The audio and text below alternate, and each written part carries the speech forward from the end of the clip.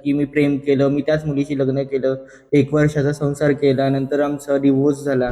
बोललो की चला आपण लग्न करूया. हां. मग त्यावेळेस आम्ही पळून जाऊन लग्न केलं होतं. लग्न केलं, झालं सगळं व्यवस्थित. पण एक अट्रॅक्शन टाईपमध्ये होतं की काय काय माहिती. आणि मग लग्नानंतर 2-3 महिने खूप छान गेले आणि मग नंतर हळूहळू आमची चिडचिड व्हायला लागली. मग आम्ही ठरवलं की नाही, आता एकत्र नाही राहायचं. मी असं ठरवलं की आता नाही, मला जगायची इच्छाच नाही. म्हणजे सगळ्या इच्छाच मेल्या. की लोक पण आपल्याला खूप असं बोलतात ना की भाई आता ह्याचं लग्न झालं, डिवोर्स झाला. आणि मग व्हिडिओ बनवता बनवता त्या कमेंट्स यायला लागल्या की कपाट जाऊया, कपाट जाऊया. मग त्याच्यामुळे मग मी पण त्या कॉन्टेंटला पकडलं. ओके. त्याच्यामुळे मग ते बनवता बनवता पूर्ण महाराष्ट्रात ते फेमस पण झालं, कपाट जाऊया.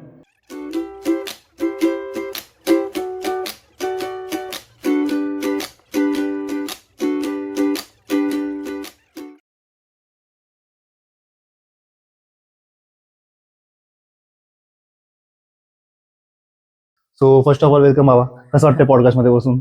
एकदम मस्त वाटतंय आणि खरंच थँक्यू की तुम्ही मला इथे बोलवलं.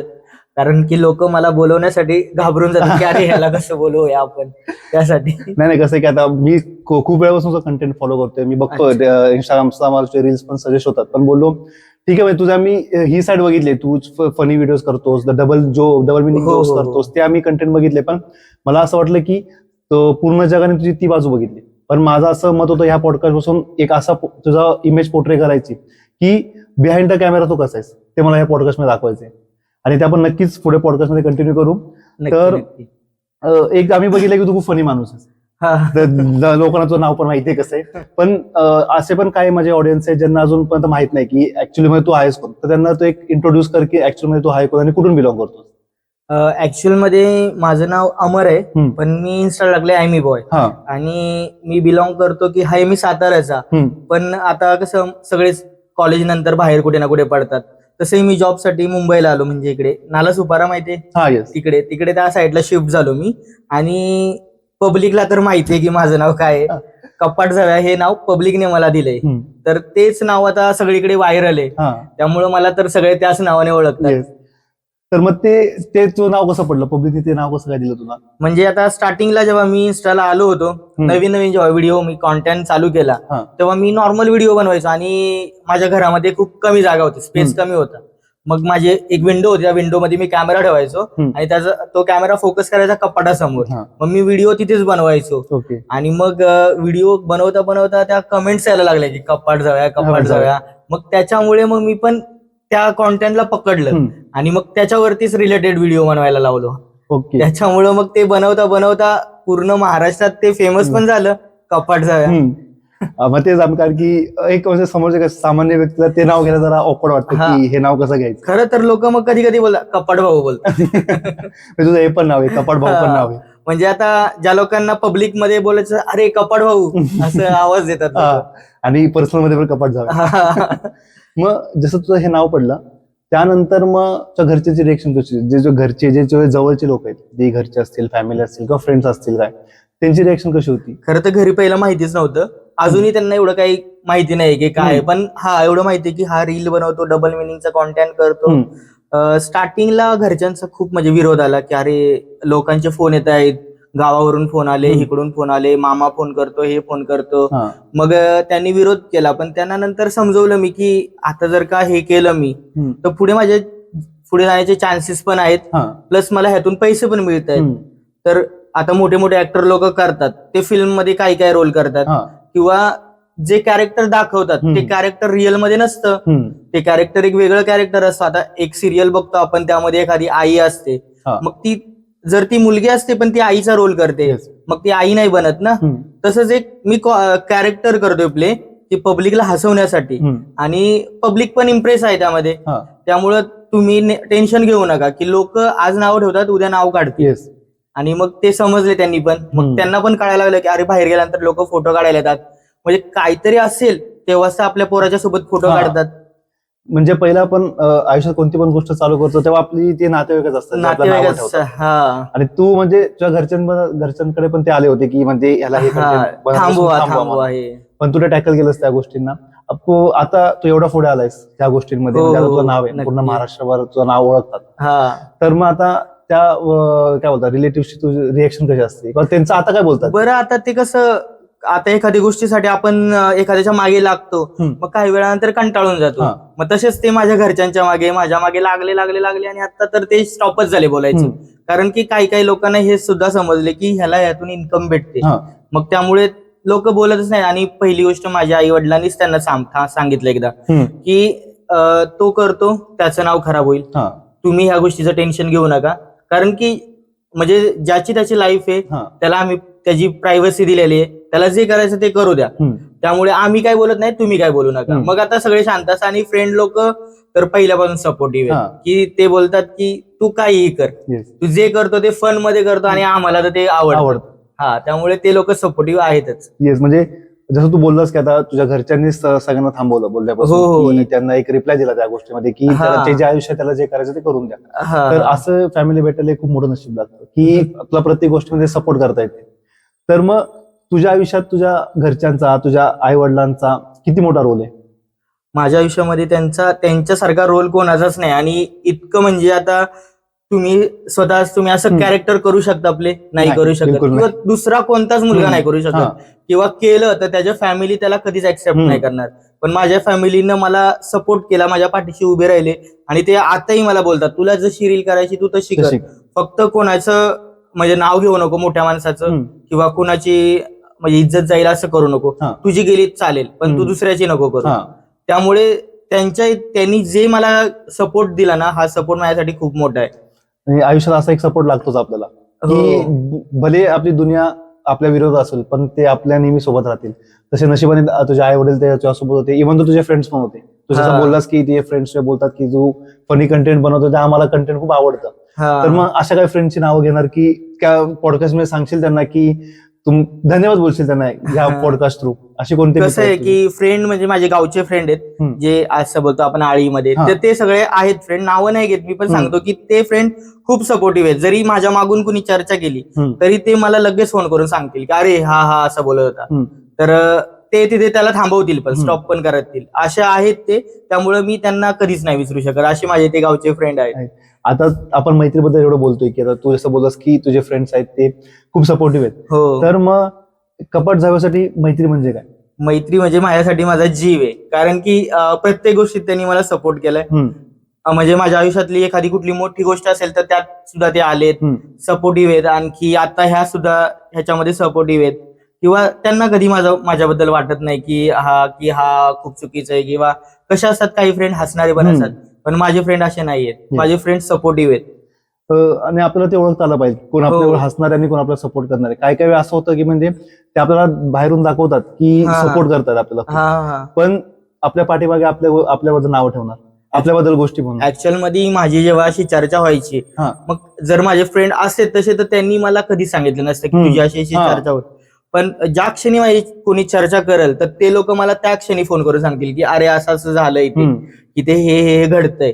मग ह्याच्यावरूनच मी ओळखतो की आता मुंबईमध्ये आपण खूप लोकांना फ्रेंड बनवतो, पण काही काही लोक स्वार्थासाठी आपल्याशी मैत्री करतात किंवा काही घेणं देणंच नसतं. आता इन्स्टावरती मला डेली किती डीएम येतात आणि किती लोक असं कॉन्टॅक्ट मध्ये येतात माझ्या, पण मी ते ओळखतो की कोण कसं. जे आपल्या लहानपणापासून आपले मित्र मैत्रिणी आहेत तेच आपल्याला अनुभवू शकतात, ओळखू शकतात. इतर जे आता हे फ्रेंड आहेत, नॉर्मल फ्रेंड, हे फक्त काही कामापुरतं असतात. आणि आता मी फेमस आहे म्हणून काही लोक माझ्यासोबत फ्रेंडशिप करतात किंवा राहतात, पण मी त्यांना नाही एवढं हे करत. पण गावचे मित्र हे कायम माझ्यासाठी खास आहेत. म्हणजे जेव्हा आपल्या आयुष्यात फेम येतं तेव्हा जे आपले व्यक्ती येतात तेव्हा खूप लोक येतात आपल्याला की मोठी सिंपती दाखवायला किंवा आपल्याला दाखवून देतात. पण खरं तर ते फ्रेंड पेक्षा आपण ज्यांना लहानपणापासून आपली एक मैत्री असते, घट्ट मैत्री, जी आपल्या मनातून असते, ती माझ्यासाठी कायम राहणार खास. आणि ती तुझे गावचे मित्र आहेत जे लहानपणीपासून तुझ्या सोबत. कारण ते आताही सपोर्ट करतात, म्हणजे ते आहेत. आणि कधी असं म्हणजे तुला अनुभव आलाय की म्हणजे मित्रांमध्ये मैत्रीमध्ये धोका तुला भेटला अजूनपर्यंत, की कोणत्या मित्राने दिलाय या मैत्रिणीने दिलाय धोका? झाला इकडे आता मुंबईमध्ये, पण आता नको त्यांच्याबद्दल बोलायलाच नको. नाही, त्यांच्याबद्दल इन द सेन्स मध्ये कसा सिनियर असतो म्हणजे काय आपण म्हणजे आता तू सांगा मला, तुला एवढा एक्सपिरियन्स आहे त्या गोष्टींमध्ये की खरी मित्र आणि फेक मित्र त्यांच्यामध्ये ओळख कशी करायची दोघांमध्ये? खरे मित्र तर आपण जाणवतो आपल्याला ते मनातून की हे आपले खास मित्र आहेत. पण आता ऍक्च्युअल मध्ये असे मित्र येतात की जे फक्त कामापुरतं असतात, कामापुरतं मामा त्या हा. टाईप मध्ये असतात. मग ते आपल्याला एकदा जर का आपल्याला अनुभव आला की हा मित्र असा असा करतोय किंवा मागून बीच करतोय किंवा आपल्याला आपल्या विरोधात बोलतो किंवा समजा जो मित्र आपला खास आहे हा. तो आपल्या मागे काही पाठीमागे बोलू शकत नाही. Yes. पण जर असं बोलणार आपल्याला समजतं, मग मी काय बोलतो, मैत्री नेहमी विश्वासातली असावी, विश्वासघातकी नसावी. नसावी. त्याच्यामुळं मी तर मी करतच नाही. मी मैत्रीसाठी खूप टाइम देतो, स्पेस देतो आणि मला वाटलं की हा माझ्यासाठी बेस्ट आहे तर मग मी त्याशी मैत्री करतो. म्हणजे कसं आहे, मित्र असा असावा की जो तोंडावर खरं बोलणार असावा. हा, फटकळ असावा पण तोंडावर बोलणार शिव्या असावा. का देणार हा. असावा, पण तो तोंडावर आणि देणार असावा. खरा मित्र तोच असतो की जो तोंडावर शिव्या देतो. आता माझे पण काय मित्र पण आहेत. त्यात सुद्धा प्रेम असतं हा, शिव्यांमध्ये. yes, प्रेम मध्ये तेच होता. तर माझे असे खूप सारे मित्र आहेत की म्हणजे ठराविक आहेत, असे खूप सारे मित्र खूप आहेत माझे, पण त्यातले असे काही ठराविक आहेत ज्यांना मी डायरेक्ट नावाने नाही, शिव्या घेऊन बोलतो. कधी खास आहेत आपले एकदम. हो, म्हणजे ते मैत्रीण असो किंवा मित्र असो, मी असंच बोलतो की, आणि जर माझी कोणी मैत्री ओळखायची की मी माझा खरा मित्र, मी कोणाचा क्लोज आहे, तर ज्यांना मी शिव्या देतो 24 तास शिव्या घालतो ते माझे खास मित्र आहेत. मग काही लोक मला असे पण बोलतात की तू आमच्यासोबत कधी सरळ तोंडाने बोलत नाहीस, हे नाही ते नाही. तर मी बोलतो की मी फॉर्मल पण राहू शकतो खूप, पण तुम्ही खास आहे म्हणून मी त्यावेळी राहतो की हा तुम्ही एकदम खास आहे माझे, आणि जेवढे मी तुम्हाला शिव्या देईन तेवढे तुम्ही माझी चांगली मित्र आहेत. तर अशा असतात मैत्री की, आणि मैत्रीमध्ये खूप धोके भेटतात आपल्याला. खूपच. जसे आताच्या ह्याच्यामध्ये तरी कोण एवढं खास नाहीये करत. आता सगळे मोस्टली स्वार्थासाठी येतात, आणि खास करून ह्या जे रील स्टार असतात, रील स्टार किंवा एक प्रोफेशन असतं, ह्या प्रोफेशन मध्ये आलोय, ह्या प्रोफेशन मध्ये आपल्याला खूप अनुभव येतात. आणि काही लोक असं करतात की पैशांसाठी सुद्धा आपल्याला हे करतात, मग पैसे घेतात आणि देत नाहीत. मग तिथे सुद्धा आपल्याला असं एक हर्ट होतं, अरे आपण मित्राला मदत केली आणि हा मित्र आपल्याशी असा करतो. कधी कधी कॉन्टॅक्टच तोडून टाकतात ते लोक, पैसे नाही दिल्यामुळे. हा, असं होतं. ती गोष्टी हर्ट होतात आयुष्यामध्ये. आणि जसं तू बोललास की तू साताऱ्याचा आहेस आणि मी पण साताऱ्याचा, तर मला माहिती आहे तिकडच्या लोकांची मेंटॅलिटी कशी, लोक कसे विचार करतात किंवा ह्या कंटेंटला कसं हे करतात, टॅकल कसे करतील किंवा काय विचार करतील, ते मला त्यांचा माइंडसेट माहितीये. तर जसं तू बोललास की तू तिकडून कॉलेज करून जॉबला मुंबईला आला होतास, तर तुझं सेट होतं की इथे येऊन जॉब करायचा, आपल्याला जॉब करायचा. पण मध्ये रील स्टार कसं, रील्स बनवणं एवढं फेमस कसं सुचलं तुला की आपण ह्या टाईपचे रील्स बनवू किंवा एक कंटेंट क्रिएटर बनवू? आता त्यासाठी मी असं विचारच नव्हता केला की मी असं काही करेन म्हणून. मी जॉब करायचो इकडे आल्यानंतर, मुंबईला आलो कॉलेज करून आणि मग इकडे जॉबला लागलो, वसईमध्ये जॉबला लागलो. कामाला जायचो, कामावरून यायचो आणि कधीतरी संडेला रील्स आपण मोबाईल ऑन केला की आपल्याला दिसतच की अरे रील्स येतात. मग चला आपण पण एखाद्या गाण्यावरती बनवूया, टाकूया इन्स्टाला. 100 व्ह्यूज यायचे, 50 व्ह्यूज यायचे. मग असं कंटाळा यायचा ना, मग मी असं विचार केला की चला आता बनवूया. मग मी बनवत राहायचो. त्याच्यामुळे मग मला तो एक वेळच लागलं की अरे आता 1000 व्ह्यूज गेले, अरे आता 2000 व्ह्यूज गेले, मग चला आता करत राहूया, मेहनत करूया, हे करूया. मग कधी कधी 1000 फॉलोअर्स झाले, मग त्यात एक आनंद भेटला, नाही का. हा, मग ह्याच्यातून मग माझं 2023 मध्ये मी स्टार्ट केलं व्हिडिओ बनवायला. आणि मग एक दिवस काय झालं, असं पोपटी कलरचा शर्ट घातला होता मी, आणि त्याच्यामध्ये लोकांचे कमेंट्स आले पोपट म्हणून, असं की कमेंट्स करायला लागले, अरे ह्या पोपट असं, नाही का. मग त्याच्यावरती मी एक डायलॉग मारला होता, तो डबल मिनिंगचा डायलॉग मारला होता, आणि मग ती व्हिडिओ खूप व्हायरल झाली. 1 मिलियनला ती पहिली व्हिडिओ माझी गेली, आणि मग तिथून मग माझा स्टार्ट झाला जर्नी. ती तू म्हणजे चालू केलं 2023 मध्ये, आणि ती तुझी रील कधी व्हायरल गेली होती? त्याच वर्षी म्हणजे आय थिंक रक्षाबंधनच्या दिवशी ती रील बनवली होती मी, आणि त्याच दिवशी ती व्हिडिओ व्हायरल झाली होती. मग त्यातून तुला मोटिवेशन भेटलं इथेच पुढे कंटिन्यू करूया. 1 मिलियन व्ह्यूज गेलं म्हणजे खूप मोठा मनाला आनंद झाला होता. आता मी बनवतो, मला माहिती आहे 1000 व्ह्यूज गेले तरी मला खूप ती मोठी गोष्ट असते की आपल्या 1000 लोकांनी बघितल्या. 1 मिलियन तर खूप लांबची गोष्ट आहे. तू आय गेस तू रील स्टार पेक्षा तू पहिला टिकटॉक बनवायचा, तू टिकटॉकवर पण होता? टिकटॉक वरती सुद्धा होतो मी. मग तेव्हा तू 2023 मध्ये टिकटॉक पासून चालू केलं होतं? नाही, टिकटॉक काहीतरी 2018 मध्ये होतं, नाही का. त्या टायमिंगला मी लॉकडाऊनला गावी गेलो होतो. सो लॉकडाऊनला गावी गेल्यानंतर मग त्या व्हिडिओ मी बनवायला लागलो तिथे, आणि आय थिंक तेव्हा माझा ब्रेकअप झाला होता. तर मी ब्रेकअप वरती व्हिडिओ बनवायचो, आणि ते लोकांना खूप आवडायचं प्रचंड. ते शेअर व्हायचं, ते नाही का आपलं ट्रोल मारतात, त्याला खूप ट्रोल व्हायचं ते ब्रेकअप वरती. अरे ह्याचा ब्रेकअप झाला, ह्याच्या गर्लफ्रेंडचं लग्न झालं, हे झालं, ते झालं. मग ते त्याच्यामध्ये माझे 2 लाख फॉलोअर्स झाले होते टिकटॉकवर. पण नंतर ते एज खूप, माझं तेव्हा एज खूप कमी होतं, आणि मला जॉब करायचं होतं त्यानंतर मुंबईला येऊन. मग मी नंतर त्यात लक्ष नाही दिलं. मग 2019 मध्ये मी मुंबईला आलो, 2-3 वर्ष मी जॉबच केला. जॉबवरती मी खूप चांगलं कॉन्सन्ट्रेट केलं, आणि फॅमिली बॅकग्राऊंड चांगला नव्हता. हा. मग त्याच्यामुळे मग मला काय ह्याच्यामध्ये पडायचंच नव्हतं की चला आपण एक जॉब करूया. आता एक आपण मॅच्युअर झालो तर आपल्याला जॉब करणं गरजेचं आहे, फॅमिलीसाठी करावं लागेल. मग मी जॉबवरती जास्त फोकस केला होता तेव्हा. ओके, तर मग तू जसं बोललास की ब्रेकअप स्टोरी, तर तुला ती शेअर करायची असतात कारण की त्याला अराउंड 6 ते 7 वर्ष झाली आता. काय बोलशील त्या तो फेस कसा ते होता? एकतर्फी प्रेम होतं आणि एवढं माझ्याकडून जास्त होतं, तिच्याकडून नव्हतं. आता आम्हाला जसं तू बोललास की आता तुझा ब्रेकअप झालाय, तर आम्हाला एक म्हणजे तुझी एक फनी साईड माहिती की की नक्की अॅमी बॉय हाय कोण, म्हणजे तू कंटेंट काय बनवतो, एकदम फनी गाय, एकदम जो नेहमी हसत राहतो, जो ट्रोल्सला पण असं करतो की हसत सगळं हे करतो, रिप्लाय करतो त्या गोष्टीचा. पण तुझा एक ब्रेकअप, आणि ब्रेकअप म्हणजे आयुष्यात म्हणजे कोणत्याही मुलासाठी म्हणजे एक मोठी गोष्ट असते की पहिला ब्रेकअप होणं, त्यातून तो फेज खूप वाईट असतो. तर तू पण बोलास की तुझा 18-19 मध्ये ब्रेकअप झाला होता, तर मला ती स्टोरी जरा ऐकायला आवडेल, म्हणजे नक्की काय झालं होतं तुझं आयुष्यात तेव्हा? म्हणजे त्या टायमिंग मध्ये एक मुलगी आवडली होती मला. मुंबईला मी तेव्हा नुकताच आलो होतो आणि मग ती आवडली होती. मग आमचं ब्रेकअप झालं होतं आणि मग तेव्हा त्याच्यावरती मी व्हिडिओ बनवायला लागलो. पण नंतर तिचा रिप्लाय आला, आम्ही बोलायलाही लागलो, पुन्हा आमचं एक पॅचअप झाला. आणि मग मुंबईला आल्यानंतर मी ठरवलं की आता आपण काय करूया, जॉबच करूया, कारण की आता आपलं एज पण होईल. मग नंतर हळूहळू आपलं एज झालं, आपलं लग्न पण होईल. त्यामुळे मग मी ठरवलं की आता ती पण बोलली जॉब कर, हे कर, ते कर. मग मी वसईमध्ये जॉबला लागलो 2021 मध्ये. 2020 मध्ये मी मुंबईला आलो. 21 मध्ये नंतर मग तिकडे जॉब चालू झाला माझा, जॉब करायला लागलो. मग 2022 मध्ये अशी एक सिच्युएशन आली की घरचे पण विरोधात जायला लागले, तिच्या घरचे, माझ्या घरचे. मग आम्ही बोललो की चला आपण लग्न करूया. मग त्यावेळेस आम्ही पळून जाऊन लग्न केलं होतं. लग्न केलं, झालं सगळं व्यवस्थित, पण एक अट्रॅक्शन टाईप मध्ये होतं की काय माहिती. आणि मग लग्नानंतर 2-3 महिने खूप छान गेले आणि मग नंतर हळूहळू आमची चिडचिड व्हायला लागली. मग आम्ही ठरवलं की नाही, आता एकत्र नाही राहायचं. सॉरी एकत्र नाही राहायचं. आणि मग आम्ही वेगळं झालो आणि मग डिवोर्स घेतला आम्ही. आता ही पब्लिकला जास्त काही माहिती नसेल, पण काही लोकांना माहिती आहे, तर लोक विचारतात. तर मग मी कधी लाजत नाही ह्या गोष्टीसाठी की हा झालाय, डिवोर्स झालाय. कारण की जितकं आपण लोकांपासून लपवायला जातो ना, तितकं आपल्याला नंतर एखाद्यानं अचानक मध्ये येऊन विचारतो की अरे काय झालं, मग तेव्हा आपल्याला थोडं असं घाबरल्यासारखं होतं. तर त्यापेक्षा मी डायरेक्टली सांगून टाकतो की माझं लग्नही झालं होतं आणि माझा डिवोर्सही झालाय. त्यात मला काही लपवण्यासारखी गोष्टच नाही की नंतर किती लोकांपासून आपण लपवणार. ज्यांना माहिती नाही त्यांना दुसऱ्यांकडून कळतं, मग त्यांना खूप वेगळं वाटतं. त्यापेक्षा मी स्वतःच सांगून टाकतो.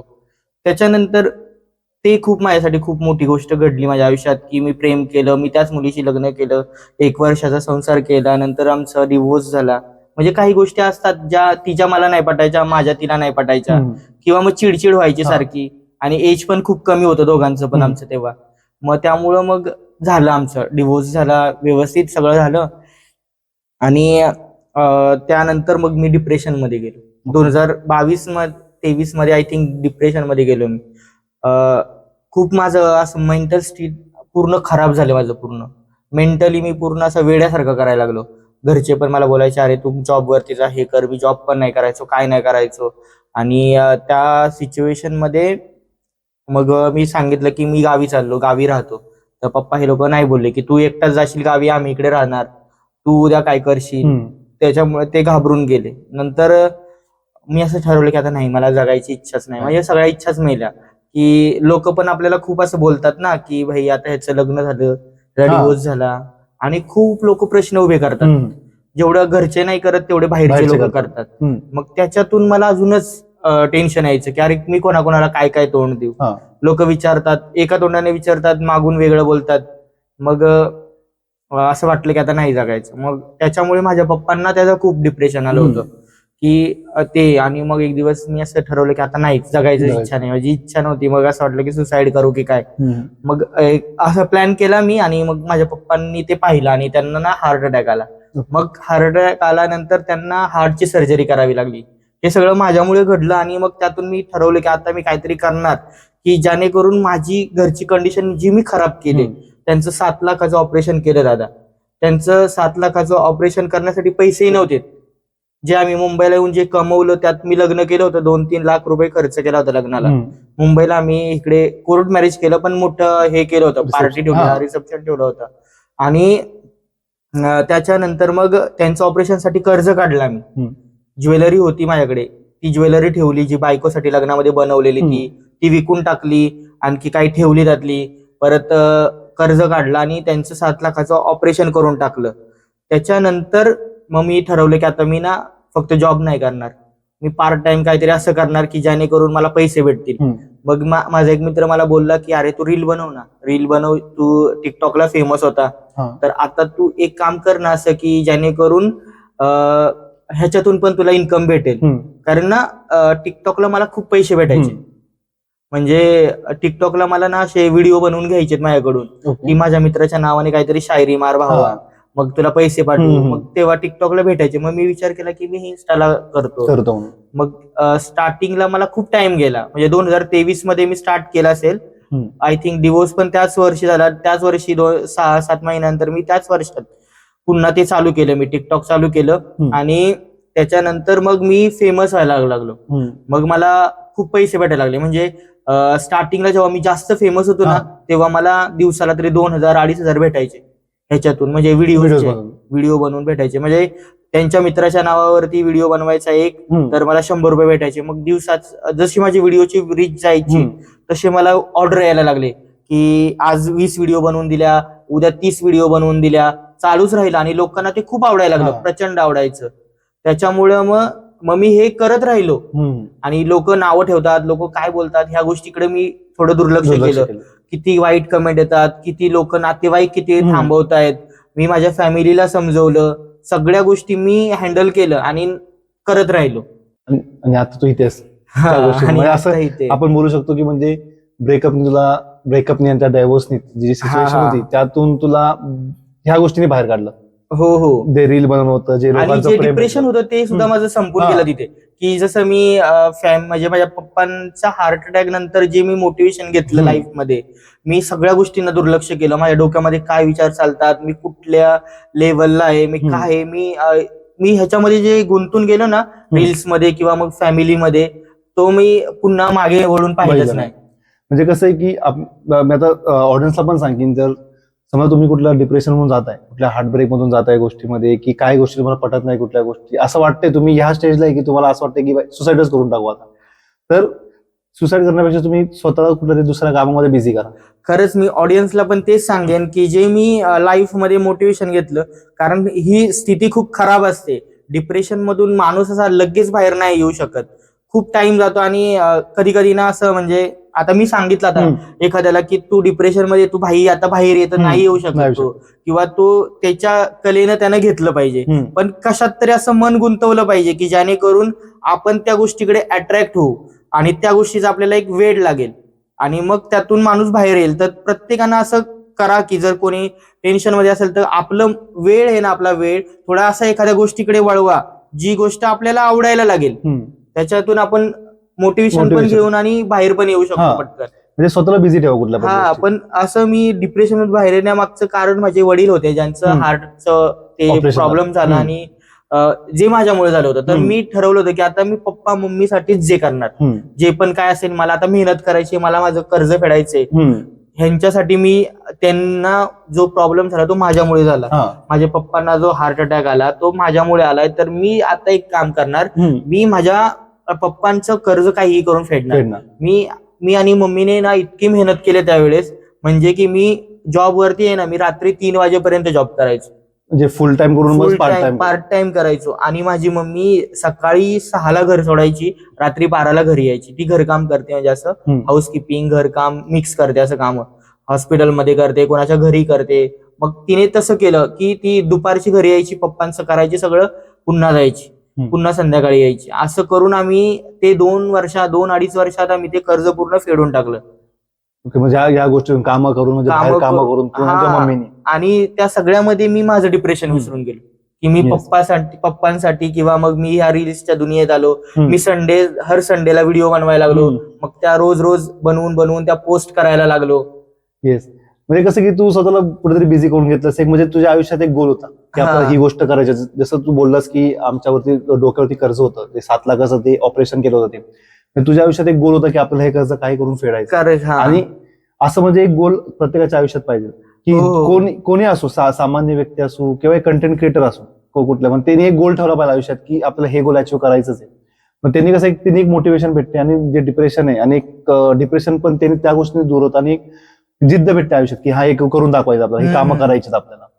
आणि ऑडियन्सला मी हे एक सांगेन की तुम्ही प्रेम करताना त्या व्यक्तीसोबत वेळ घालवा, त्या व्यक्तीला व्यवस्थित अनुभवा, किंवा अट्रॅक्शन आहे किंवा एक आता बोलू शकतो आपण फिजिकल अट्रॅक्शन असतो किंवा नॉर्मल अट्रॅक्शन आहे, त्याच्या ह्याच्यातून तुम्ही लगेच त्या व्यक्तीसोबत लाईफची स्वप्न नका बघू. त्या व्यक्तीला पूर्णपणे ओळखा, अनुभवा आणि नंतरच लग्न करा. कारण की म्हणजे मी माझ्या हिची असं नाही सांगणार की ती वाईट होती किंवा मी चांगला होतो, पण काही असतात काही प्रॉब्लेम्स, नंतर आपल्याला असं वाटतं की अरे नको, आता हे नको ते नको, नातं खूप खराब होतं त्याने, की आपण अट्रॅक्शनच्या ह्याच्यातून जातो आणि लग्न करतो.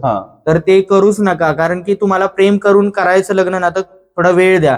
आता आमचं रिलेशन कसं जास्त एवढं खास नव्हतं, म्हणजे की नॉर्मल आम्ही अट्रॅक्शनच्या ह्याच्यातून लग्न केलं होतं, की चला आता एक अट्रॅक्शन झालं आणि केलं लग्न. तर ते असं एकदम खास प्रेम असतं की ही परफेक्ट आहे माझ्यासाठी, तर ते परफेक्टनेस पाहिल्यानंतरच लग्न करा.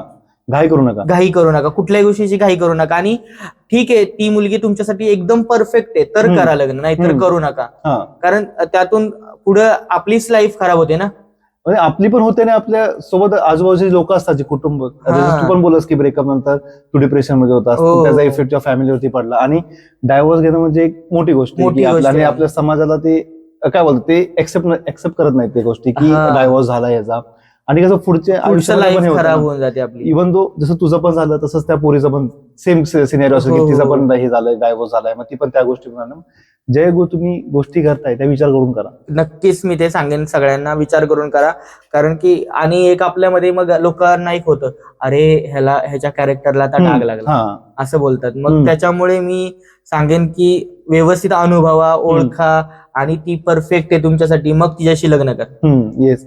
आणि तू आता जसं बोललास की अट्रॅक्शन आपण बघायचं नाही पाहिजे त्या गोष्टीकडे, तर मग नेमकं बघितलं काय बरं पोरींमध्ये?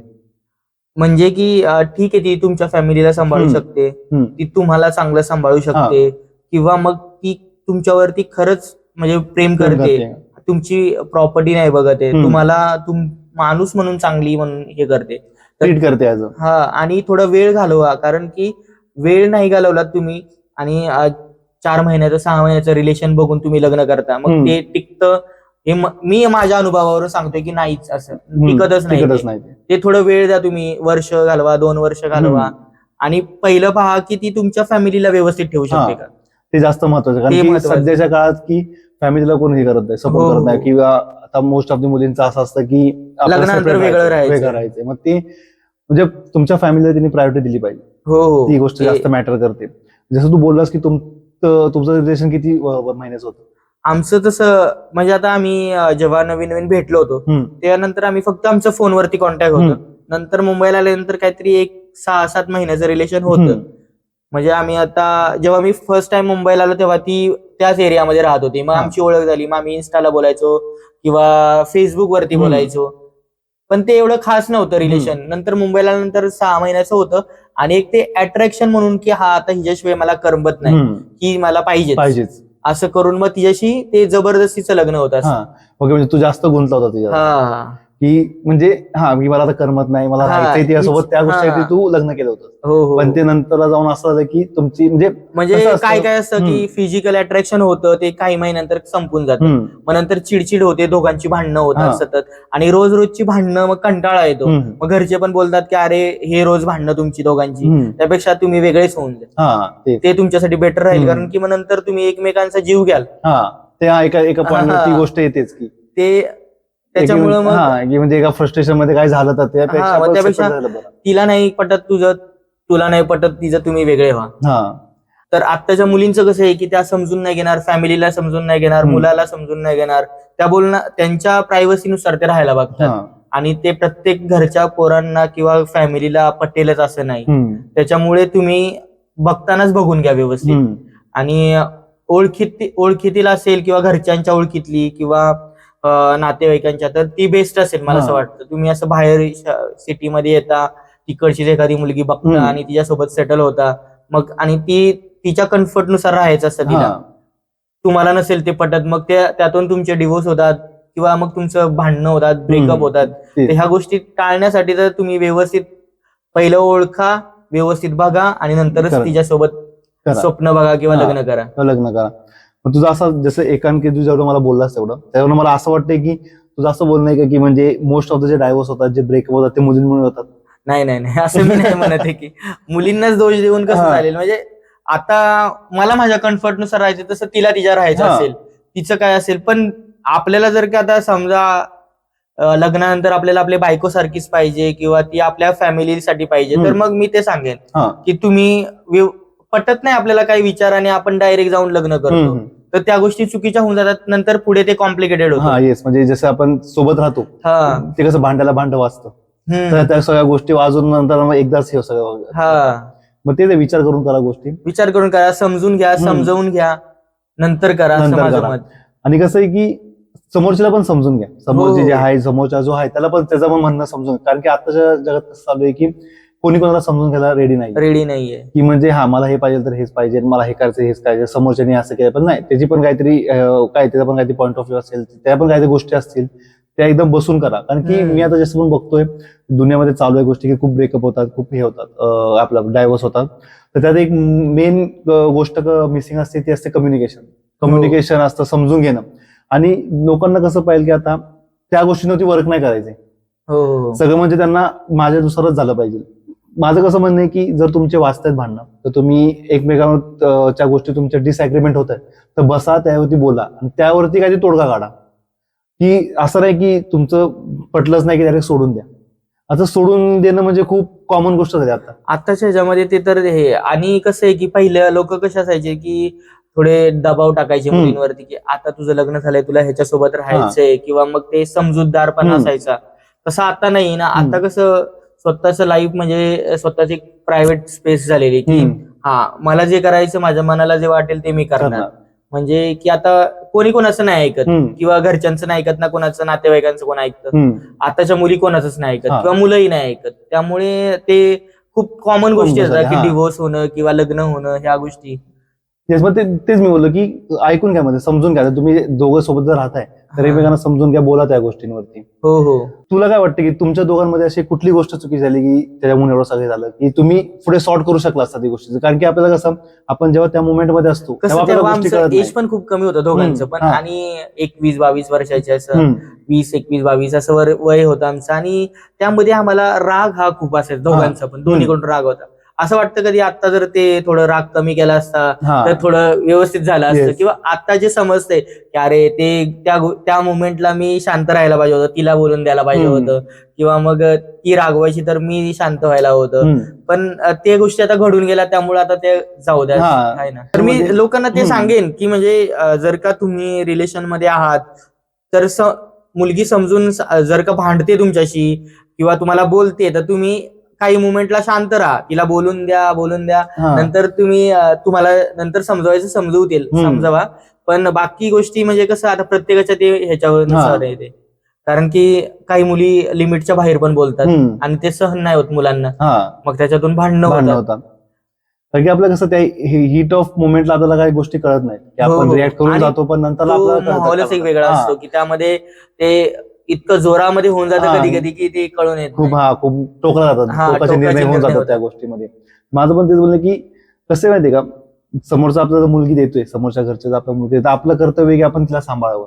आणि कसं त्या मोमेंटला बघतो जसं की मुलींचं रिॲक्टिव्हनेस जास्त असतो, ते लगेच रिॲक्ट करतात.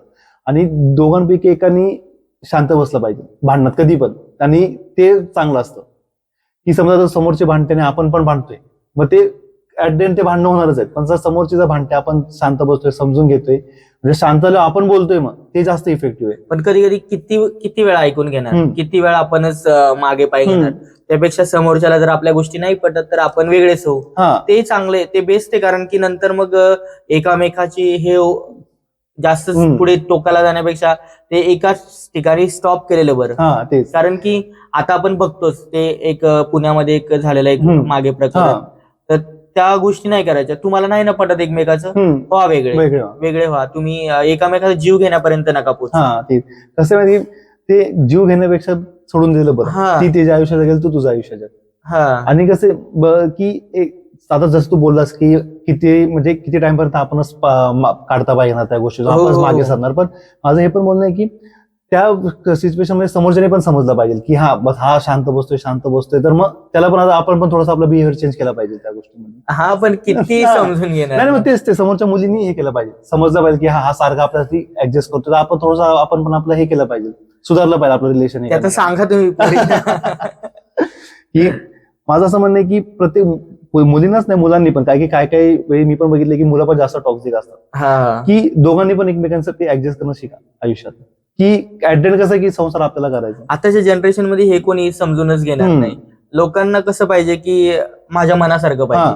मुलींना पण आता पहिल्या मुली जॉब करत नव्हत्या, आताच्या प्रत्येक मुलगी जॉब करते. आणि पहिल्या मुली चूल आणि मूल करणाऱ्या होत्या, त्या 2 शब्द ऐकून घ्यायच्या आणि घरात गप्प बसायच्या.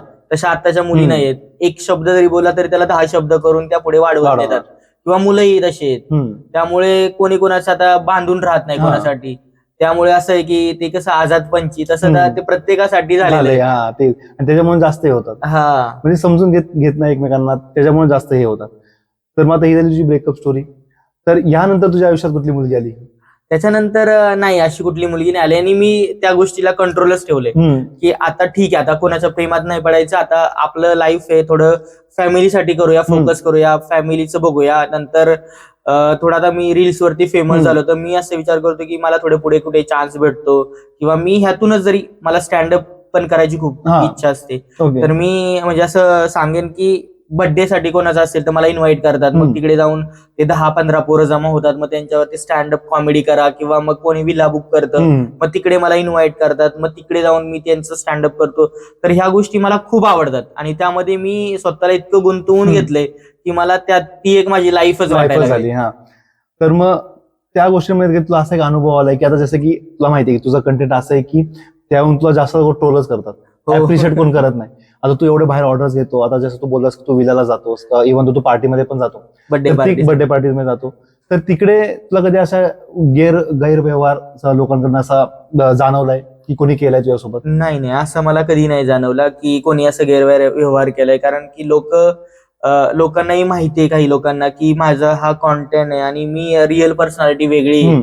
मग त्याच्यासाठी लोक मला जर इन्व्हाइट करतात, तर तिथे काही त्यांच्यातलेच लोक माझ्यासाठी सपोर्टसाठी उभे राहतात बाजूला, की की बर्थडे पार्टी असेल किंवा आपण विलाला जातो, तर मग तिकडे ड्रिंक असतात लोक, त्याच्यामुळे मग ते लोक, त्यांच्यातलेच काही लोक माझ्या सपोर्टसाठी पण उभे राहतात. आणि मग तिथे खूप छान असे कार्यक्रम होतात माझे, आणि मग मी येतो. असं व्यवस्थित मला कधी काही असा अनुभव नाही आला. फक्त एकदा असं गणपतीमध्ये मी असं बाहेर दर्शनाला गेलो होतो, तर तेव्हा एकदा आला होता मला असा अनुभव की पब्लिकमध्ये मला खूप असं पकडलं होतं, किंवा मस्ती वगैरे करायला लागले होते. पण नंतर मग त्यांना मी समजवलं की मी पण तुमच्या महाराष्ट्रातला एक मराठी मुलगा आहे, तर तुम्ही आपल्याच इथे आपल्याच माणसाला असं करणार, तर विचार करा मग तुम्ही बाहेरच्या लोकांशी कसं वागाल. आणि त्यांना माझं हे वाक्य ऐकून ते खूप शांत झाले. सगळ्यांनी सॉरी पण बोलले, आणि तिथून मी व्यवस्थित, मला त्यांनी स्वतः गाडीवरती बसवून स्टेशनला आणून सोडलं. तेच ते म्हणजे एक चांगली गोष्ट, म्हणजे ते कसं म्हणजे तू दगा होतात, दिल जितल्या तुम्ही तो मुवमेंट होता.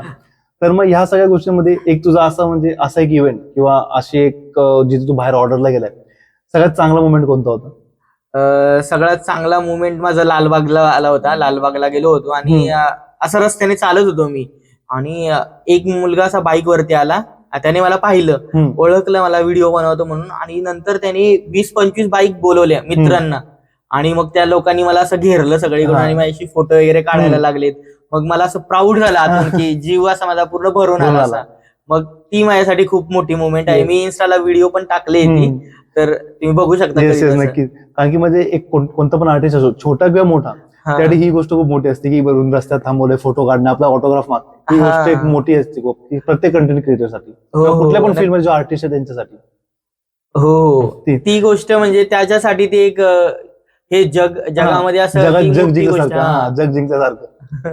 तर जर तुम्हाला पण कोणतं प्रमोशन करायचंय, जर तुम्हाला पण कोणत्या बर्थडे पार्टीजला बोलवायचंय, तुमच्या मित्रांवरती जोक्स करायचे असतील, किंवा मित्रांवरती काही ट्रोलिंग व्हिडिओ किंवा शायरी पाहिजे असेल, तर जाऊन नक्की तुम्ही भावाचा आयडी चेक करा. मी डिस्क्रिप्शन मध्ये भावाच्या आयडीचा लिंक देईन, युट्यूब चॅनलचं पण लिंक टाकेन. जाऊन नक्की भावाला डीएम करा. भाव तुम्हाला नक्की ॲमी बॉय तुम्हाला रिप्लाय करेल, आणि असंच प्रेम दाखवा. आम्ही बॉयला. थँक्यू सो मच तुम्ही सांगितल्याबद्दल. आणि पब्लिक मला सपोर्ट करतेच, मी त्यासाठी त्यांचं खूप म्हणजे खूप ऋणी आहे. आणि काही लोक आहेत जे ट्रोल पण करतात किंवा काही काही ट्रोल करतात ते प्रेमाने पण करतात, कधी कोणी वाईटातून करतं तरी मी त्यांच्याकडे दुर्लक्ष करतो, कारण की आपल्याला कसं चांगलं घ्यायचंय, वाईट सोडायचं. येस, त्याने ती वृत्ती पाहिजे आपल्या आयुष्यात, की चांगलं घेणं आणि वाईट सोडणं. कारण की काही लोक असे जे वाईट घेऊन बसतात आणि त्यांची माती होते. मी असं खूप जणांना बघितलं जे वाईट म्हणजे इगो मध्ये जातात, किंवा त्यांच्यामध्ये गर्व येतो त्या गोष्टींचा, की माझी ही गोष्ट आहे, मला ही गोष्ट आहे. किंवा जे ट्रोल पण करतात, ट्रोल मध्ये पण ते निगेटिव्ह कमेंट्सवर जास्त फोकस करतात आणि पॉझिटिव्ह कमेंट्स मध्ये बघत नाही. माझं असं म्हणणं आहे की तुम्हाला 10 जरी निगेटिव्ह कमेंट येत आहेत, पण ते एक पॉझिटिव्ह कमेंट बघून नेहमी खुश झालं पाहिजे, मोटिवेशन घेतलं पाहिजे, की हा एक पॉझिटिव्ह कमेंट आपल्याला येते आणि त्याच्यावरती आपण जास्त फोकस केला पाहिजे. अशी आणि आपल्या जगात त्या गोष्टी खूप येतात, ट्रोलिंग बोला, नंतर हे की ते खूप चालू असतं. आणि एवढा डबल मिनिंग कॉन्टेंट करायचा तर मग ट्रोलिंग लागणार आपल्याला. तुम्ही जर ह्या गोष्टी क्षेत्रामध्ये उतरताय, तुम्ही ह्या गोष्टी रेडी राहा की तुम्ही कधी ना कधी ट्रोल होणार आहे जाऊन. आणि हा ही गोष्ट आहे की तुम्ही आता चांगलं किती कराल तर तुम्हाला लोक बघणार नाहीत. सोशल मीडियावरती तुम्ही थोडंसं काही वाईट करा, लोक तुमच्याकडे फोकस करतात. मग तुझं असं बोलणं आहे का म्हणजे की जे क्रिंज हरकती करतात, क्रिंज कंटेंट बनवतात, की जसं तू बोललास की वाईट कंटेंट बनवतात, मग त्यांनी लोक लगेच जास्त फेमस होतात जे चांगले कंटेंट बनवण्यापेक्षा? नाही असं नाही, चांगले कंटेंट करणारे पण फेमस होतात, वाईट करणारे पण कधी कधी असे वाईट करणारे जास्त फेमस होऊन जातात. आणि एक आहे आपल्याकडे, एखाद्याचा चेहरा एकदमच वाईट आहे तर तोही खूप फेमस आहे, आणि एखाद्याचा चेहरा एकदम चांगला आहे तर तो फेमस आहे, आणि मिडल वालेच राहतात असे. पण त्यांनी त्यांच्या सुंदरतेवर लक्ष दिलं पाहिजे. सुंदरतेवरती. आणि ज्याच्याकडे आहे खरंच कॉन्टेंट चांगला आहे तो माणूस कधी थांबणार नाहीये. जर माणूस चांगलं काही कॉन्टेंट घेऊन येतोय तर पब्लिक खरंच त्याला सपोर्ट पण करते. म्हणजे कसं काय काय लोकांच्या अशा असतात की एक व्हिडिओ फटतो पण नंतर त्यानंतर त्यांचा डाऊनफॉल होतो. पण काही लोक असतात की म्हणजे जे आता जसं तू बोला की चांगला कंटेंट क्रिएटर बनवतात, ज्यांच्याकडे कंटेंट आहेत आपले चांगले, त्यांचं कसं होतं की त्यांना इनिशियल पुश लवकर भेटत नाही, पण एकदा पुश भेटली की त्यांची कशी ऑथेंटिक ऑडियन्स असते ती त्यांना सपोर्ट सपोर्ट करते. मग त्या लेवलपर्यंत पोहोचण्यापर्यंत सबर करा.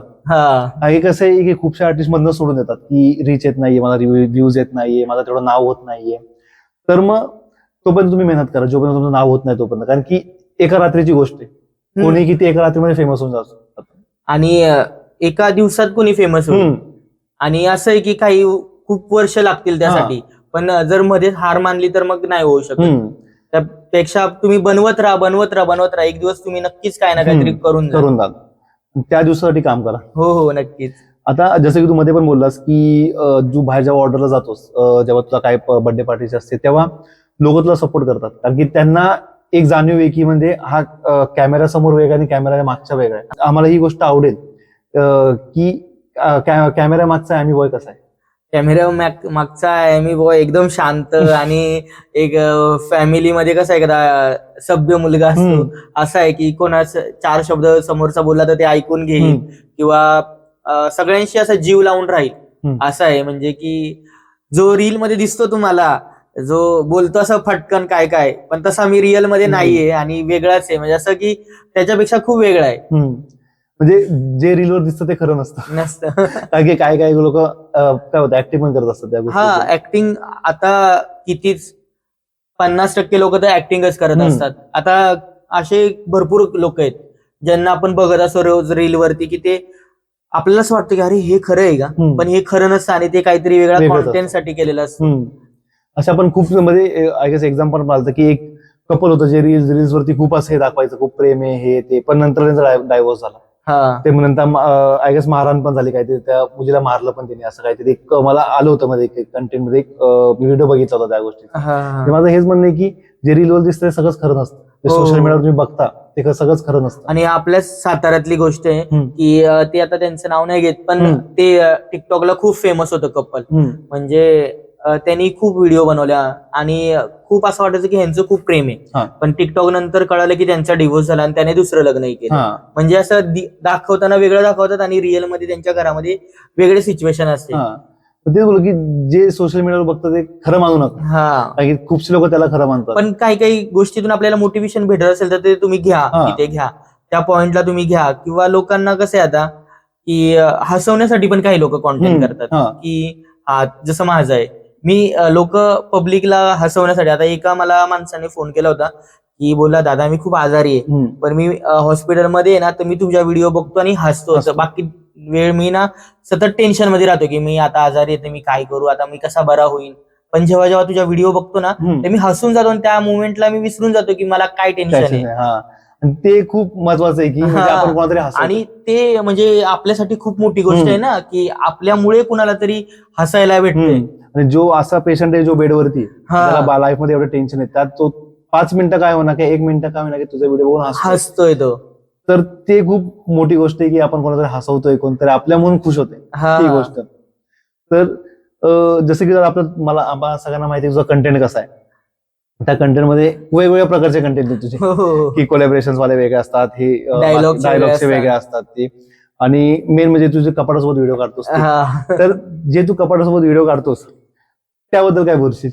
त्याबद्दल काय, ते एक फनी कॉन्टेंट आहे आणि लोकांना हसवण्यासाठी, की ते बघून लोक हसतात, खुश होतात, आणि काही ट्रोलर्स त्याच्यावरती ट्रोलर्स मारत असतात ते व्हिडिओ. त्यामुळे तो फक्त आणि फक्त हसवण्यासाठी, लोकांना हसवण्यासाठी, त्यामागे काही त्या कपाटासोबत ना माझं प्रेम आहे ना ते कपाटाचं माझ्यावरती प्रेम आहे. कारण की खूप लोक बोलतात की हा कपाटासोबत गप्पा करतो. ते नक्की करतो का? नाही नाही नाही नाही, असं काही करत नाही मी, ते फक्त लोकांना दाखवायसाठी आणि हसवायसाठी. कारण की मी खूपशा कमेंट वाचल्या त्या गोष्टीवरती तुझ्या, की काच लागत असेल, कपाट लागत. कारण की त्या ट्रोल्सला कसं तू हँडल करतो? कारण की त्या व्हिडिओज मध्ये ते सपोर्ट करण्यापेक्षा जास्त ट्रोलिंग कमेंट्स खूप असतात, तर त्यात वाईट शिवाय गाळत पण करणारे खूप लोक असतात, तर त्यांना कसं हँडल करतोस?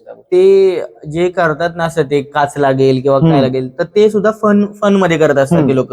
त्याच्या मागे त्यांनाही माहिती की हा असं नाही करत, फक्त एक कॉन्टेंट म्हणून करतोय, तर फन मध्ये करत असतात. त्यामुळे ते वाचून मी पण हसतो आणि अरे हे काय कमेंट करतात असे, आणि मी हसतो त्यावरती. फक्त वाईट ह्या गोष्टीचं वाटतं जिथे आई बहिणीवरून शिव्या देतात. बाकी मी तर कोणाला असं बोलत नाही. मी कधी कधी असं शिव्या ऍड करतो माझ्या व्हिडिओमध्ये, पण मी त्यात कोणाचं नाव नाही घेत, ना कुणाच्या आईला बोलतो ना कुणाच्या बहिणीला बोलतो. पण काही लोक अशा आहेत की ज्या कमेंट्स फक्त आई बहिणीवरती करण्यासाठी असतात, त्यांचं थोडं वाईट वाटतं. पण ठीक आहे ना, निगेटिव्ह पण असतात लोक, पॉझिटिव्ह पण असतात.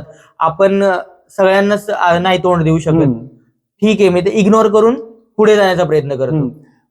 त्याच्यामध्ये त्या गोष्टीचा, जसं तू बोललास की निगेटिव्ह कमेंट्स, त्या गोष्टींचा तुझ्या पर्सनल लाईफवर कधी इफेक्ट पडतो? नाही नाही नाही, माझ्या तर पर्सनल लाईफ वरती तर घरच्यांना माहिती आहे. स्टार्टिंगला जेव्हा मी व्हिडिओ बनवायचो आणि जेव्हा कमेंट्स यायच्या, तेव्हा मला आई बोलली होती एकदा की अशा अशा कमेंट येतात, मामा बोलतो.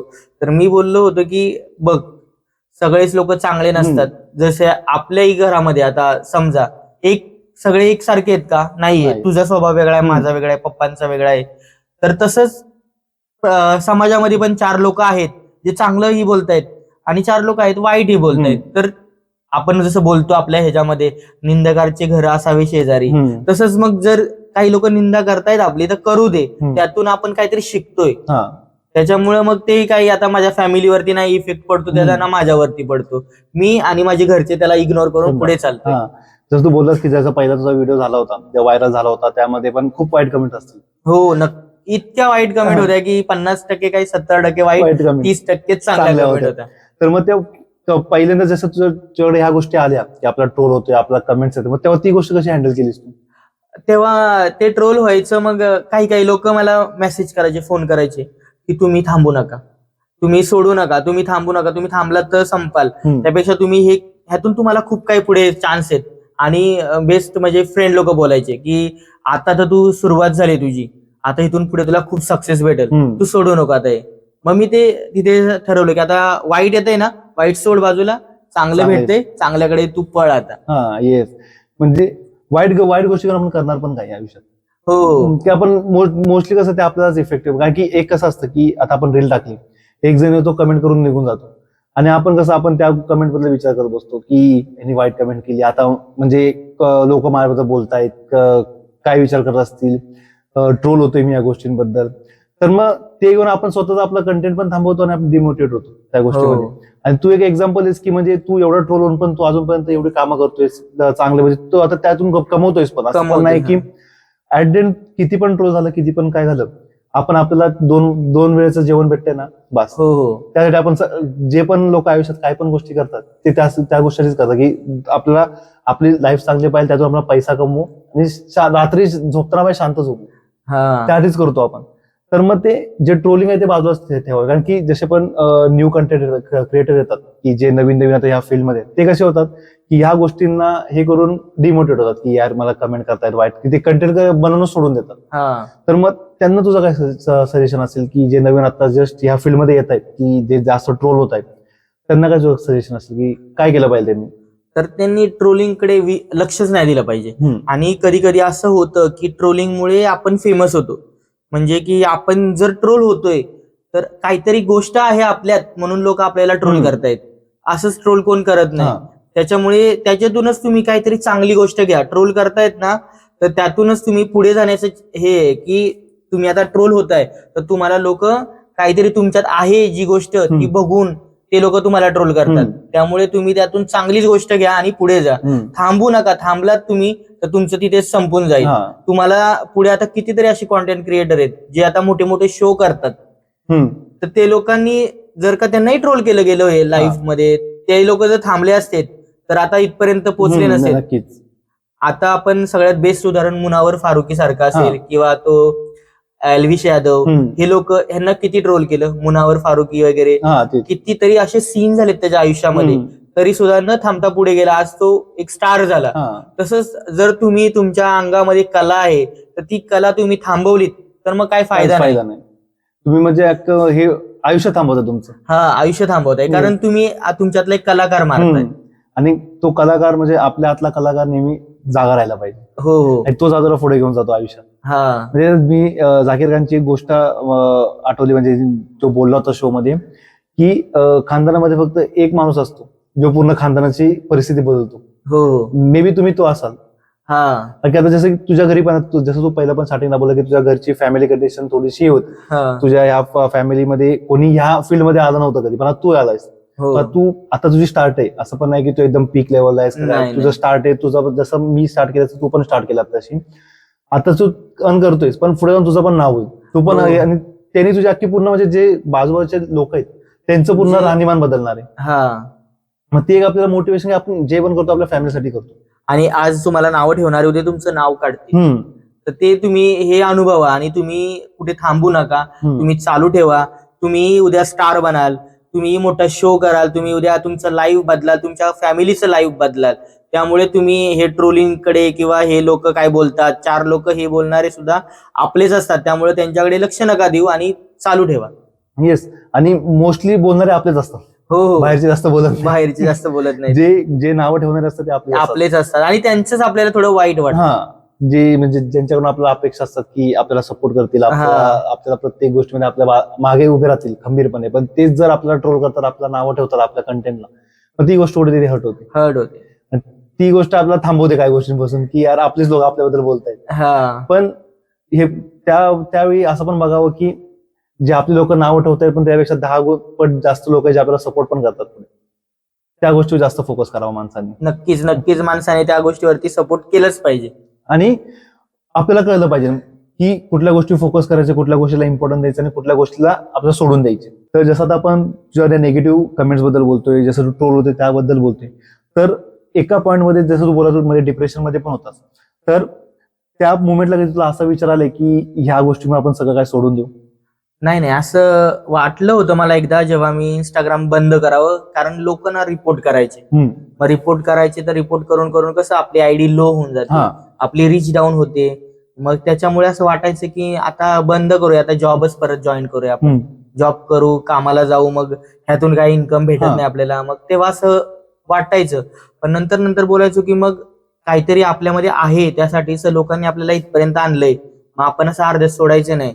काहीतरी एक गोष्ट आहे माझ्यात, कारण मला जेव्हा पहिल्यांदा पैसे भेटले ना, तेव्हाच मी मोटिवेशन केलं की माझ्यात काहीतरी गोष्ट आहे. तेव्हा त्या लोकांनी मला पैसे पाठवले व्हिडिओ बनवायसाठी, मग ती गोष्ट मी नाही आता सोडणार. मग कधी कधी असं वाटायचं, कधी कधी मग ते थोडस मनाला समजावून मग मी पुन्हा चालू करायचं.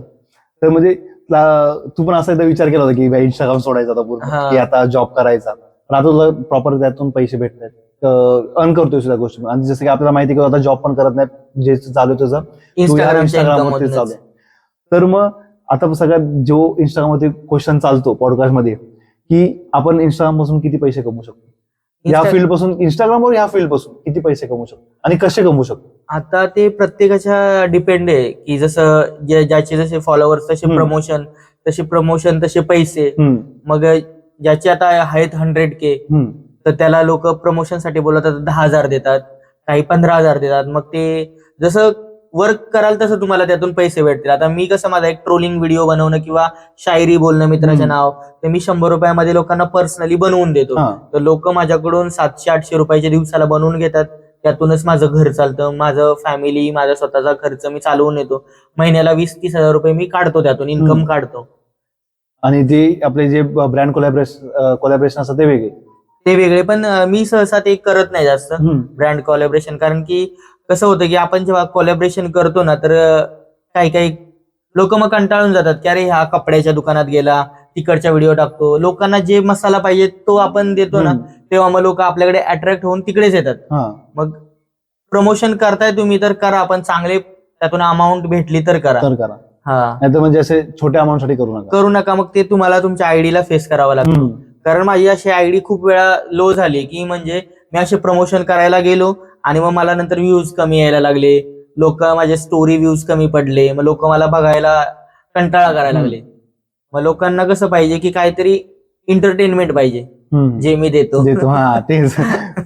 तर मग त्या फेज मध्ये तुला कधी असं वाटलंय की म्हणजे जसं तू बोललास की माझे पण असे आयुष्यात खूप वेळ आले की माझे व्ह्यूज एकदम लो झाले? हो, 2-3 वेळा माझ्या झाले, म्हणजे आता 2 वर्षामध्ये, की लोक काय करतात माहितीये, आता पुणे सुपरस्टार आहे, तुम्हाला माहितीये सुपरस्टार, तो काहीही करतो तर त्याला लोक, आपल्या महाराष्ट्रातले सुद्धा लोक त्याला फॉलो करतात.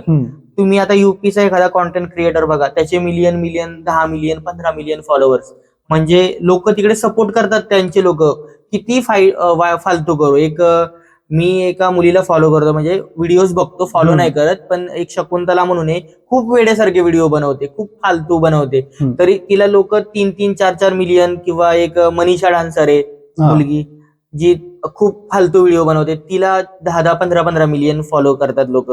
आपल्यातले लोक आपल्या लोकांना नाही करत, पण त्यांना करतात फॉलो. तर त्याच्यामुळे कधी कधी असं वाटायचं, अरे जाऊ दे, कोण सपोर्ट नाही करत आपल्याला, ना फॉलो करत नाही, ना कोणी आपल्याला समजून घेत नाही, आणि सतत आपल्याला खाली पाडायला बघतात, तर सोडून देऊया हे सगळं. पण नंतर असं वाटायचं, नको, जे काय आपले 20 फॅन असले असं नाही, 2च असावे, पण ते मनापासून आहेत ना, मग त्यांच्यासाठी आपण करूया. म्हणजे भीड नकोय, नुसती दाखवण्यासाठी भीड नको. म्हणजे आता कसं आहे की आता तुम्ही समजा तुमचे 2-4 फॅन आहेत, जे तुम्हाला पाहण्यासाठी उत्सुक आहेत, किंवा ते तुम्हाला पाहण्यासाठी रोज विचार करतात, अरे ह्याचा काहीतरी बघूया आज. मग ते लोकांना हर्ट होतं ना, तसं आपण त्यांचा विचार करूया. जाऊ दे, आपल्याला मिलियन फॉलोअर्स नको, आपल्याला 4च असू दे, पण ते चांगले मनापासून असू दे, आणि त्यांच्यासाठी आपण करूया, हा मी विचार करून मग ते पुन्हा चालू करतो. म्हणजे तेच आपल्यासोबत नेहमी शेवटपर्यंत राहतात. हो. जी भीड असते, जी एका व्हिडिओ आलेली असते, ती काय एका व्हिडिओवरती बघतात, नंतरला निघून जातात. नंतर काय लोक काय करतात, आज फॉलो करतात, 2 दिवस बघतात, नंतर अनफॉलो करतात. ती गोष्ट खूप आहे की म्हणजे आज फॉलो रिक्वेस्ट एवढे वाढले, नंतर 2 दिवसांनी बघते की लगेच फॉलोअर्स कमी झाले. तुझ्या आयुष्यात जास्त झाले, भरपूर झालंय. आता काय, आता आम्हाला रोजच होत असेल. 100 करतात तर 100 मधून 50 राहतात, 50 जातात. कसं की व्हिडिओ बनवून झाला की लगेच व्हिडिओ बनवण्यापुरतं फॉलो केलं, व्हिडिओ बनवून झाला सगळं अनफॉलो केलं. का करता असं तुम्ही? फॉलो करा मित्रांनो, तुमच्यासाठीच करतोय, तुम्हाला हसवण्यासाठी कॉन्टेंट आहे. रिअल लाईफ मध्ये मी खूप वेगळा आहे, आणि तुम्हालाही माहितीये, तुम्ही तुमच्यासाठीच आहे, मी फक्त तुमचाच आहे. मलाही फॉलो करा आणि भाऊलाही फॉलो करा. नक्कीच, म्हणजे जे पण करतोय आम्ही तुमच्यासाठीच करतोय. म्हणजे आम्ही इथे बसून रात्रभर जागतोय, गोष्टी करतोय, की काम करायची, आणि एक व्हिडिओ बनवायला खूप मेहनत लागते.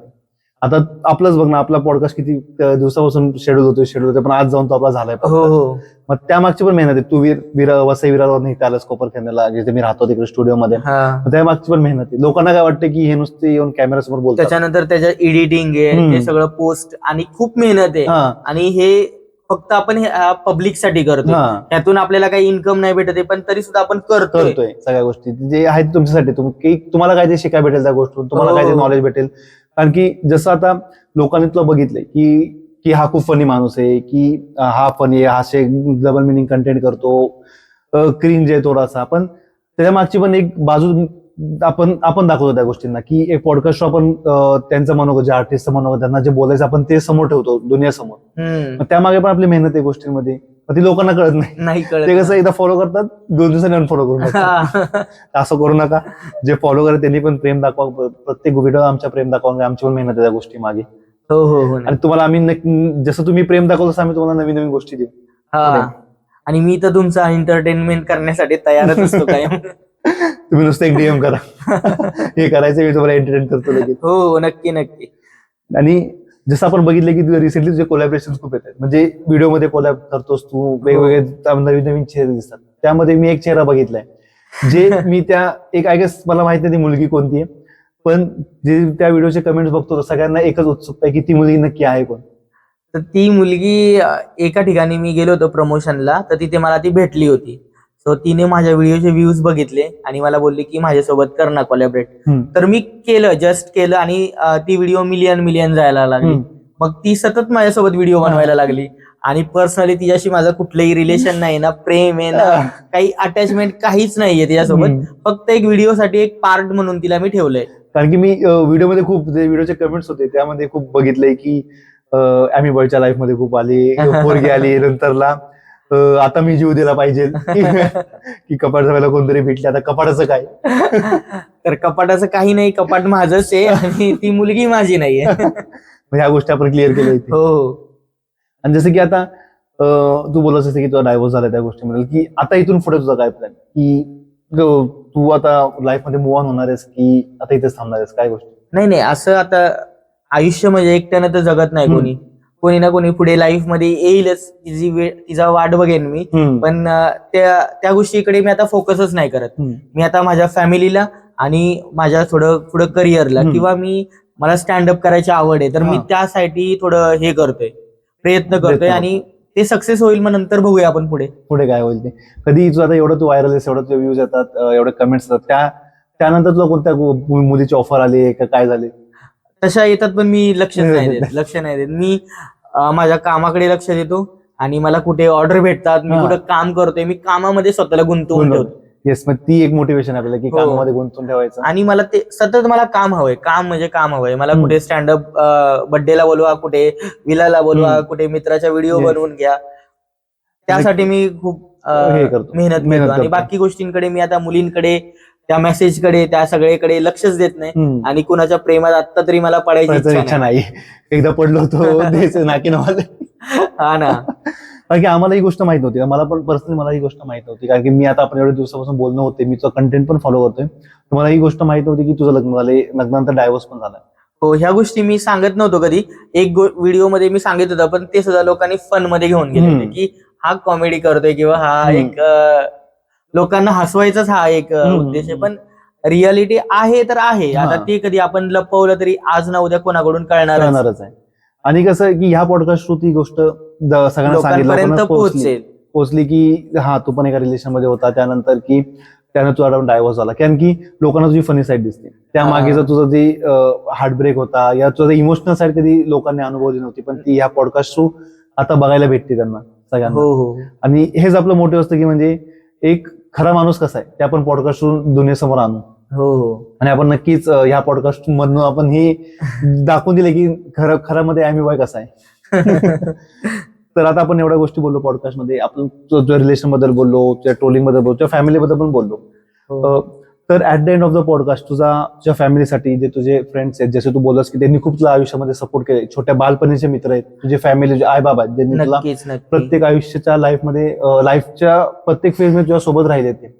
तर at the end of the podcast तू त्यांना काय बोलशील, त्यांच्यासाठी काय मेसेज असेल? आई बाबांना तर मी सांगेन की ते साक्षात माझ्यासाठी पांडुरंगच आहेत. कारण की अशा आई बाबा कोणाला भेटणं नशीब लागतं. कारण की माझ्या आई बाबांनी इतकं मला सपोर्ट केलाय की समजा मी लग्न केलं, डिव्होर्स घेतला, ह्या सगळ्या गोष्टीमध्ये ते खंबीरपणे उभे राहिले. वकील शोधणं किंवा ह्या सगळ्या गोष्टी करणं, डिव्होर्स पर्यंत किंवा ते सगळं करणं, आणि आपली कंडिशन खूप खराब आहे घरची, तरी सुद्धा त्या सगळ्या करून, मुवमेंट करून, 4 लोकांना हाताला घेऊन त्यांनी माझं आयुष्य सावरण्याचा प्रयत्न केला.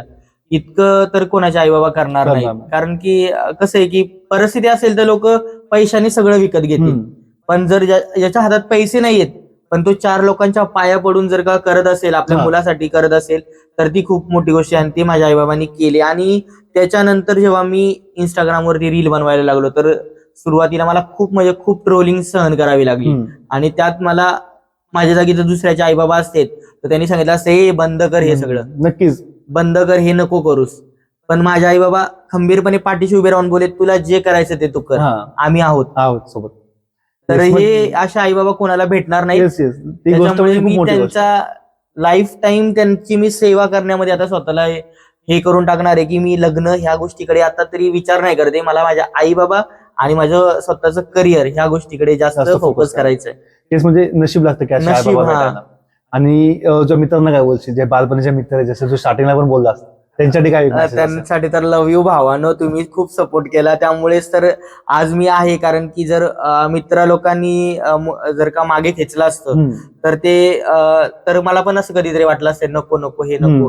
पण ते लोक बोले चांगले तू कर, तू फेमस होते, तू करत राहा. तर त्यांच्यासाठी तर आपला जीव कायमच हाजीर आहे. येस. आणि असे मित्र भेटायला पण नशीब लागतं. नशीब लागतं. हो. आणि जे ऑडियन्स आहेत, जसे आपण पहिला पण बोललो की जे ट्रोल होतात, ज्यांना ट्रोलिंग फेस करायला प्रॉब्लेम होतो की कसं आपण पुढे आहेत, तर त्यांच्यासाठी काय एक मेसेज असेल किंवा ऑडियन्स साठी तर माझा हा मेसेज आहे की ऑडियन्समुळे आज मी आहे आणि त्यांना तर मी माझ्यासाठी कधी मी हाजीर असतो. कधी ऑडियन्स मध्ये मला कधी कोणी बोललं की तू ह्याच्यावरती बनव तर मी तोही टॉपिक बनवतो किंवा त्यांना मी कधी नाराज नाही करत. आणि त्यांना जर माझ्यावरती ऑडियन्स खुश आहे तर ते माझ्या कॉन्टेंटमुळे किंवा ते माझ्या मधल्या काही गोष्टी आहेत ज्या त्यांना आवडतात त्यासाठी आहेत. आणि त्यामुळे मी ऑडियन्सला सांगेन की असंच बघत राहा मला, मी तुमच्यासाठी रोज आहे एंटरटेनमेंट मी करतच राहणार आहे तुम्हाला. आणि फॉलो करा, तर फॉलो केलं तर थोडासा सपोर्ट होईल मला. मी कोणाकडे काही पैसे नाही मागत की मला पैसे द्या किंवा मी कधी कोणाला बोलत नाही की मला हे करा ते करा. मी फक्त बोलेन की मला सपोर्ट करा. ज्या सपोर्टमुळे तुम्ही मला इतकं फेमस केलं तितक्याच सपोर्टने अजून मला फेमस करा. आणि असंच प्रेम दाखवतो. असंच प्रेम दाखवा. तुमच्या प्रेमाचा मी भुकेलेलो आहे. म्हणजे फॉलो करायला काय पैसे लागत नाही. हा, एक बटन दाबा तेवढं. एक तेवढं बटन दाबा. ॲमी बॉयचं पण दाबा आणि माझं बटन दाबा, फॉलो करा की जस्ट. आणि खरंच खूप भारी पॉडकास्ट बनवतायत. मी ह्यांच्या जेव्हा मेसेज आला ना तेव्हा आय थिंक मी तुम्हाला स्टार्टिंगला नाही बोललो होतो. पहिल्यांदा नाही बोललो होतो. पण नंतर मी ह्यांच्या आयडी मध्ये गेलो, ह्यांच्या व्हिडिओ बघितला आणि मला खरंच खूप आवडलं, मनापासून आवडलं. मी बोललो की आता मी स्वतःहून मेसेज केला यांना की पॉडकास्ट करायचं. पॉडकास्ट करायचंय म्हणून. कारण मला व्हिडिओ, त्यांची पर्सनॅलिटी, त्यांचं स्टुडिओ आणि त्यांचं जे बोलण्याची पद्धत आहे किंवा एक आपलेपणाने ते विचारतात, बोलतात, त्यामुळे मी ठरवलं की नाही आता आपण पॉडकास्ट करायचं तर ह्यांच्यासोबतच करायचं. आणि मी पण तुला खूप थँक्यू बोलेन की तुम्ही इथे आला, पॉडकास्टला एवढा टाइम दिला. कारण की विरारवरनं इथे येणं एवढं पॉडकास्टसाठी ही म्हणजे मोठी गोष्ट, 3 तासाचं ट्रॅव्हलिंग करून इथे येणं. आणि तुम्ही मेन म्हणजे तुम्ही तुमचा वेळ दिला मला. की आता मी एवढा पण मोठा नाही अजून त्या फील्डमध्ये की असे मोठे मोठे कोलॅबरेशन घेईन, पण तुमचा मला समोरून डे मला की मला पॉडकास्ट करायचा, आपण करू पॉडकास्ट, प्लॅन करू. तर त्यासाठी खूप धन्यवाद. आणि जसं लोकांना तुम्ही वाटता की खूप फनी गाय, खूप क्रिंज गाय, तसं काय नाही. जसे ते पॉडकास्ट मध्ये बोललाय तुम्ही की कॅमेरा मागे मी खूप शांत आहे, सिम्पल आहे, माणूस आहे, तसंच तुम्ही आहे. ते मी अनुभवल्या आता या 2-3 तासामध्ये आपण सोबत आहेत त्या गोष्टी अनुभवल्या. तर मला पण खूप चांगलं वाटतं तुमच्यासोबत पॉडकास्ट करून. आणि मला पुढे पण नक्की आवडेल तुमच्यासोबत काम करायला. आणि आपण नक्कीच प्लॅन करू काहीतरी. नक्कीच आपण काम करत राहू. पब्लिकचा सपोर्ट भेटला आपल्याला तर आपण अजून याच्यापेक्षा भारी भारी कॉन्टेंट घेऊन येऊ. नक्कीच. आणि मी धन्यवाद बोलतो, मी आणि माझ्या टीम कडून तुम्हाला धन्यवाद बोलतो की तुम्ही त्या पॉडकास्टला आला आणि तुम्ही तुमचा आम्हाला वेळ दिला. Thank you so much. आणि वी आर ग्रेटफुल की तुम्ही आमच्या पॉडकास्टमध्ये, आमच्या शो मध्ये आलात. हो, सो थँक्यू सो मच.